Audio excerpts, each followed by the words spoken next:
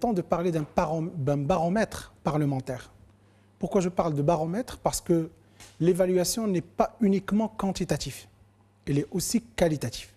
Ça veut dire, oui, nous avons plusieurs textes de loi qui ont été votés, qui passent en majorité à 93% par le gouvernement. Ça veut dire qu'il y a une proposition qui est très importante de la part du Parlement, mais qui n'est pas retenue finalement.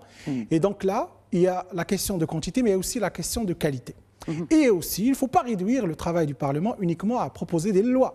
Il y a également un travail d'autres missions du Parlement, entre autres l'évaluation des politiques publiques, ou ce qu'on appelle le contrôle du gouvernement. C'est cela. Certes, dans les médias aujourd'hui, on écoute, mais ça se reste toujours en termes de chiffres. 2000 questions, 2000 questions orales, 3000 écrites, etc. C'est des chiffres qu'on est en train d'en parler, mais on ne parle pas du outcome. Ça veut dire quel est l'impact sur le citoyen, quel est l'impact sur les politiques publiques, quel est l'impact sur les missions du Parlement lui-même. Et donc, dans ce sens, il est question de parler à la fois quantitatif, mais aussi qualitatif. Il y a une troisième mission, que généralement on en parle, mais de façon très rare, c'est aussi la mission diplomatique du Parlement. Ça veut dire des missions, je dirais la diplomatie parallèle que fait le Parlement. Et donc, ces trois blocs de missions du Parlement, que ce soit législation, évaluation politique publique et diplomatie, moi je pense qu'aujourd'hui, il faut avoir un baromètre qui permettra de suivre de façon encore plus efficace et pourquoi pas avoir des indicateurs